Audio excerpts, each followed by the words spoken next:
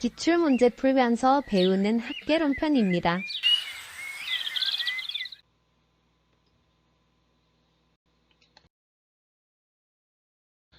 부동산 개발 사업의 방식에 관한 설명 중 기억 니언에 해당되는 것은 기억, 토지 소유자가 토지 소유권을 유지한 채 개발업자에게 사업 시행을 맡기고 개발업자는 사업 시행에 따른 수수료를 받는 방식이다. 네, 이거는 사업 신탁, 위탁, 네, 방식, 이 둘 중에 하나고요. 니언 토지 소유자로부터 형식적인 토지 소유권을 이전받은 신탁회사가 사업 주체가 되어 개발 공급하는 방식이다. 이건 신탁 개발이네요. 답은 2번. 네, 조금 더 공부해 보겠습니다. 민간의 개발 방식 유형입니다. 이렇게 네 가지가 있는데요. 사업 위탁 수탁 방식, 요거는 뭐 제목만 이렇게 쭉 읽어보셔도 다 알아요. 뭐 외우시지 않으셔도 사업만 위탁하는 겁니다. 이렇게 하면 요거 많은 그냥 제가 적어놓은 거예요. 사업 위탁 방식, 사업 수탁 방식 뭐 이런 식으로 얘기합니다. 요건 토지 소유자가 소유권을 계속 가지고 있는 거예요. 사업 전반을 개발업자한테 수탁 위탁하는 방식입니다. 자금 조달 변제는 토지 소유자가 하고요. 개발 사업 기획부터 분양은 개발업자가 합니다. 개발업자는 개발 지분을 공유하는 것이 아니고요. 수수료를 받습니다. 토지 신탁 개발 방식 아니면 토지 신탁 방식 뭐 이런 식으로 얘기하고요. 이거는 토지만 넘기는 거예요. 부동산 신탁회사에 자신의 토지를 부동산 신탁회사에 수탁하는 방식이에요. 그렇게 되면 신탁 계약에 따라서 소유권이 부동산 신탁회사에 형식적으로 이전을 합니다. 그러면 이제 부동산 신탁회사가 다 하는 거예요. 사업 주체로 토지 개발부터 관리, 처분까지 몽땅 합니다. 요 두 가지 방식은 이제 수수료가 발생을 하는 거예요. 내가 이제 맡기는 부분이니까 신탁을 하죠. 의뢰를 해가지고 신탁을 하는 거니까 당연히 수수료를 발생하고요. 등가 교환 방식이 있습니다. 이 경우는 토지 소유자가 토지를 제공을 하고요. 오타가 났네요. 개발업자가 자기 자금을 부담해서 개발을 합니다. 그래서 그 자금 투입 비율이라든지 출자 비율에 따라서 개발 지분을 공유받습니다. 지분을. 이 경우는 수수료가 발생을 하지 않는 거죠. 요 차이점, 요 두 가지 차이 알고 계시고요. 그리고 여기 수수료 발생하지 하는 거, 안 하는 거 이렇게 알고 계시고요. 자력 개발 방식은 뭐 쉽습니다. 자기 혼자서 하는 거예요. 자기 자본 충분하니까 사업도 자기가 이제 다 하는 거예요. 그 위에 신차지 개발이라든지 공사비 분양 지급형이라든지 투자자 모집형, 컨소시엄 구성 방식 뭐 이런 식 방식도 있습니다. 그러니까 이런 방식이 있다는 정도까지만 알고 계시면 됩니다. 부동산 개발에 관한 설명으로 틀린 것은 부동산 개발업의 관리 및 육성에 관한 법률상 부동산 개발업이란 타인에게 공급할 목적으로 부동산 개발을 수행하는 업을 말한다. 네, 맞습니다. 그냥 읽어봐도 상식선으로 딱 맞는 거죠. 여기. 법률적 위험을 줄이는 하나의 방법은 이용계획이 확정된 토지를 구입하는 것입니다. 네, 맞습니다. 시장성 분석 단계에서 향후 개발될 부동산이 현재나 미래의 시장 상황에서 매매되거나 임대될 수 있는지에 대한 경쟁력을 분석하는 겁니다. 맞습니다. 토지 신탁 방식은 신탁회사가 토지 소유권을 받고 토지를 개발한 후 분양하거나 임대하여 그 수익을 수익자에게 돌려주는 것이다. 네, 맞습니다. 그리고 수수료를 받으면 되죠. 수수료 받으면 되죠. 이것도 맞는 말. BTO 건설하고요, 이전하고요, 운영하는 겁니다. 민간이 개발한 시설의 소유권을 준공과 동시에 공공에 귀속시키고, 맞죠? 민간은 시설 관리 운영권을 가집니다. 오퍼레이터, 이게 이제 운영이죠. 공공은 그 시설을 임차하여 사용하는 민간 투자. 임차? 웬 임차? 이 뒤에 말이 여기 없으면 되는데 임차는 니스죠. 니스. 이게 틀린 지문이네요. 5번.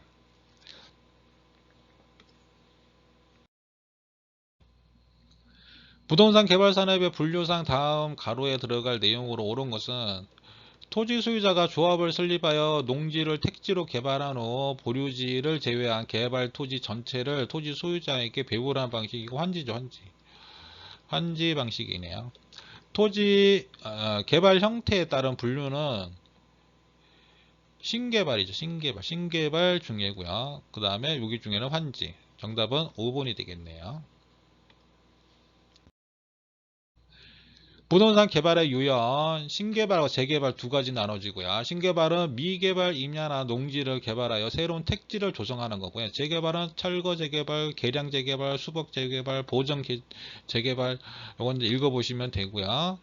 그 다음 방식으로 또 단순 개발 방식, 토지 소유자가 이제 알아서 하는 거예요. 하고 환지 방식은 택지 개발 전 위치, 지목, 면적, 이용 등을 고려하여 미개발 토지를 개발하고 원토지 소유자에게 배분, 분배하는 거예요. 원토지한테 환지하는 거죠. 그러니까 토지를 환급하는 거예요. 토지를 환급, 이렇게요. 그러니까 단어 이거 한문이죠. 한문 좀 아시면은 뭐 환지 그러면은 땅을 돌려받는 거구나 이렇게 생각하시면 되죠. 개발 사업 이후 원 토지 소유자의 소유권이 축소되죠. 택지 개발주 좋게 해줬으니까 당연히 축소되죠. 소유권은. 사업 기간이 길고 공공용지 활용이 어려움이 있다. 그렇죠. 이것도 소유자들 동의 받아서 뭐 이렇게 사업 기간 길고요. 공공용지에 이제 돌려줘야 되니까 나머지 땅으로 이제 공공용지를 해야 되잖아요. 확보가 어렵죠. 그 다음에 매수, 수용 방식, 보상 관계에서 민원 갈등 문제가 발생하고요. 소유권 완전 소멸됩니다. 그러니까 뭐 수용한다니까 돈을 주고 수용을 해버리는 거기 때문에 소유권이 완전 소멸돼 버리죠. 사업 주체의 자금 부담이 많죠. 돈을 줘야 되니까 어마어마하게 줘야 되는 거죠. 혼합 방식, 환지 방식이나 수용을 같이 섞어서 하는 경우에요.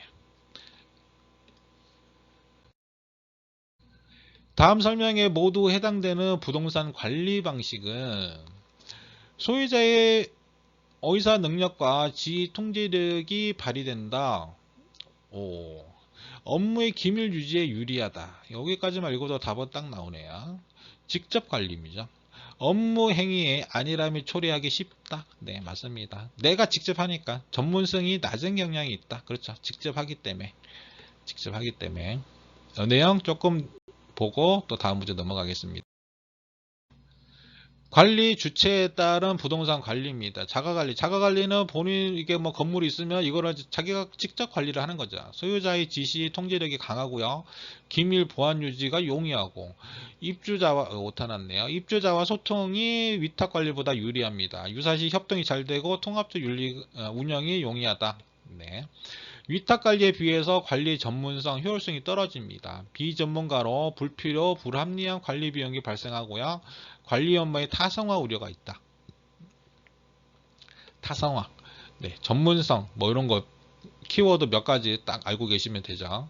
위탁관리, 전문적이고 합리적, 효율적 관리로 불필요한 비용 절감이 되고요. 자가관리의 단점이 타성화를 방지합니다. 그래서 이런 타성화는 이제 비교 대상이기 때문에 이런 키워드는 이제 알고 계셔야 되죠. 소유자 입장에서 기밀 유지 및 보안 관리가 취약하고요. 소유자의 지휘 통제 확보가 곤란하다. 혼합관리는 요 자가관리, 위탁관리를 혼합한 거죠. 그래서 이제 뭐 전문적으로 필요한 것들은 위탁관리가 하는 식이고 전문적이지 않은 거 뭐 청소 같은 거 이런 것들은 자가관리를 하겠다 이런 얘기죠. 자가관리에서 위탁관리로 바뀌는 과도기에 채택하고요. 일부는 위탁관리, 일부는 자가관리.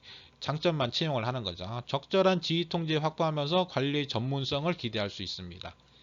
단점은 관리상 문제 발생 시 책임 한계가 명확하지 않기 때문에 책임 소재가 불분명해집니다. 책임 소재가 둘이 같이 하니까 아무래도 누구 책임이냐 이런 게 불분명해지는 거죠. 잘못 운영하면 단점만 노출될 수 있어요. 신탁관리 아예 업체에다가 그냥 다 맡기는 거예요. 신탁관리. 법률상 부동산 소유권을 부동산 신탁회사에 이전을 시켜버립니다. 소유권을. 요게 신탁관리.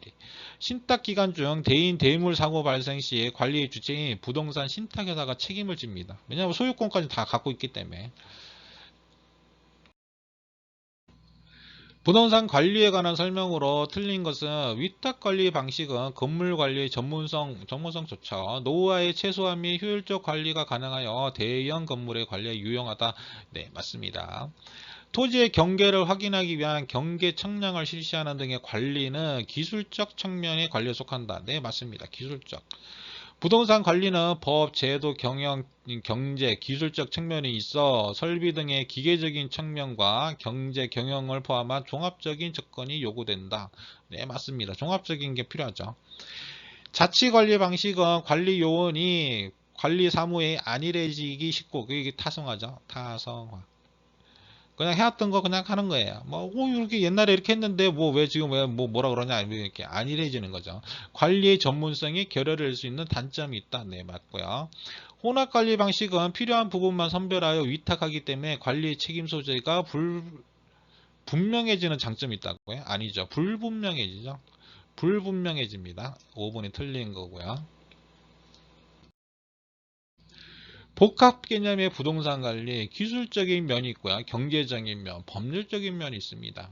이거 뒤에 내용은 이렇게 읽어보시면 다 쉽게 알 수 있는 부분이고요. 관리 영역에 관해서 부동산 관리, 자산 관리, 시설 관리. 자산 관리라는 건 이제 재산하고 관련된 거죠. 자산 관리, 건물 및 임대차에 관한 재산 관리. 요게 자산 관리. 뭐 포트폴리오 관리한다든지 뭐 대출 투자 뭐 투자 위험 관리 매입 매각 뭐 이런 것들 그다음에 뭐 임대 임차인 모집 이런 것들이 자산 관리입니다. 시설 관리는 그 시설에 대한 거죠. 위생 관리, 설비 보수, 에너지 관리, 방범, 방제 이런 겁니다.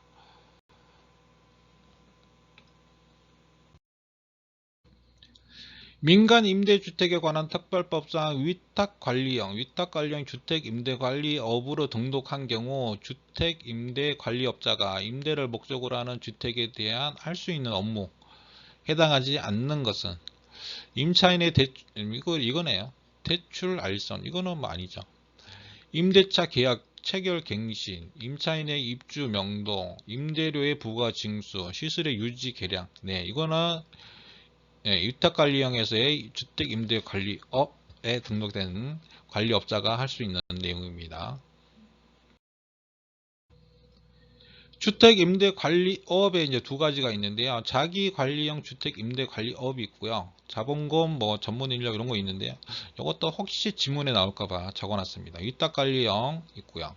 소유자로부터 주택을 임차하여 자기 책임하에 전대하는 업입니다.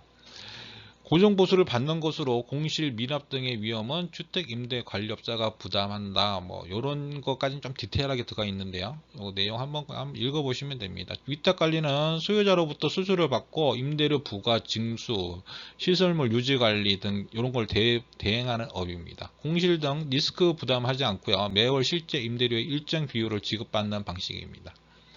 이런 차이 있고요. 여기 참고적으로 전문 인력이라 해서 여기까지 문제 낼까 싶긴 한데 참고적으로 적어놨습니다. 여기에 전문 인력은 어떤 사람이 되느냐? 뭐 변호사라든지 뭐 이런 등등의 자격증 갖고 있는 사람 2년 이상 뭐 이런 것들인데 여기까지 문제 나오지는 않겠죠?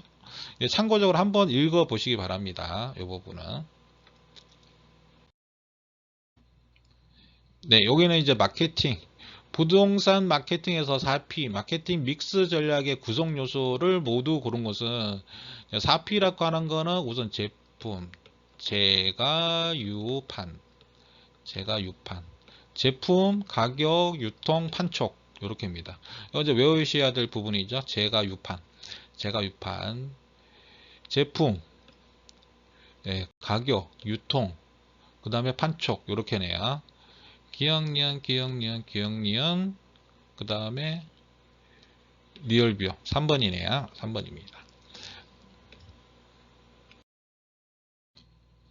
시장 점유 마케팅 전략에 지금 이렇게 두 가지 STP 전략하고 4P 믹스 전략 4P 뭐 이렇게 외우시면 돼요. 4P하고 STP 이렇게 외우시면 되고요. 여기 세 가지 시장 세분화 표적 차별화 수요자 집단을 인구 경제학적 특성으로 성별, 직업, 연령, 요것도 못하네요. 연령, 소득 등으로 이렇게 세분화해서 전략을 세우는 거고요. 표적은 세분화된 수요자 집단 중 가장 자신 있는 집단을 찾아내는 전략이고요. 동일 표적 시장이 공급 경쟁자들 사이에 자신의 상품을 특화시키는 전략, 차별화시키는 거죠. 이렇게 내용 이렇게 읽어보시면서 이렇게 세 가지 있다는 거 알고 계셔야 되고요. 4P는 이렇게 네 가지이기 때문에 시험 문제 좀 잘 나오는 편이죠. 제품, 가격, 유통, 판촉. 단지 내 친환경 시설, 여기 시설이 이제 제품과 관련된 거죠. 제품, 녹지 공간, 뭐 보안 설비, 지하 주차장 이런 것들. 지문에 나오면 이건 제품과 관련된 거고요. 가격은 뭐 여기 분양가니까요. 유통에는 공인중개사라든지 분양 대행사를 얘기합니다. 여기 공인중개사가 가끔 이제 판촉 쪽으로 이렇게 지문을 넣어서 헷갈리게 할 수도 있어요. 판촉은 광고, 홍보, 경품, 뭐 인적 판매 이런 겁니다. 유통에 관련된 게 이제 공인중개사하고 분양입니다. 공인중개사가 임대하면 이제 분양을 해야 되니까요. 분양하면 이 공개중개사, 분양 대행사. 그래서 사피는 제가 유판, 제가 유판, 제가 유판 이렇게 외우시면 됩니다. 뭐 어렵지 않죠. 제가 유판.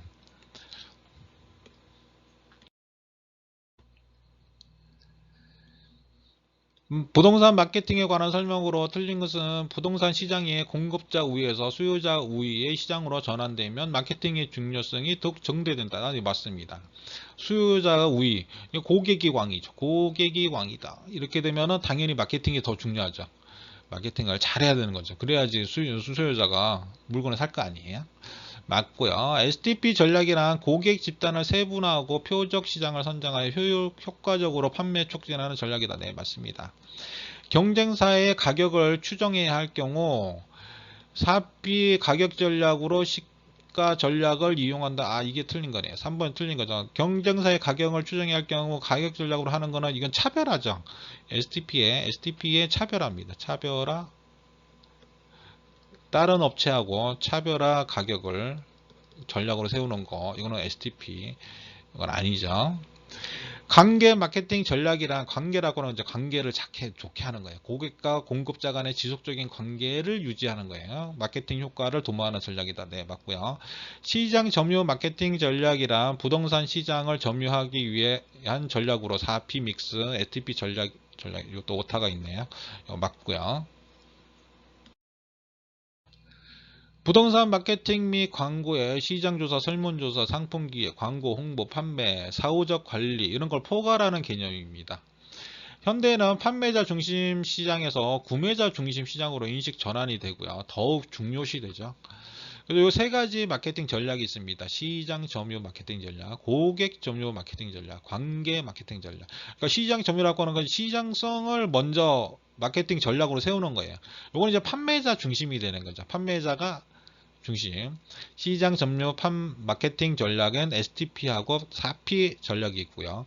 고객 점유 마케팅 전략에는 이렇게 소비자의 구매 의사 결정 단계에서 소비자의 심리적인 접점, 서로 이제 말을 잘하는 거죠. 이게 영업이잖아요. 말 잘해가지고 심리적으로 접점을 찾아서 마케팅에 극대화시키는 거.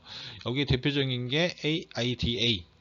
주목하고 흥미를 갖고 욕망하고 행동하는 요 4단계.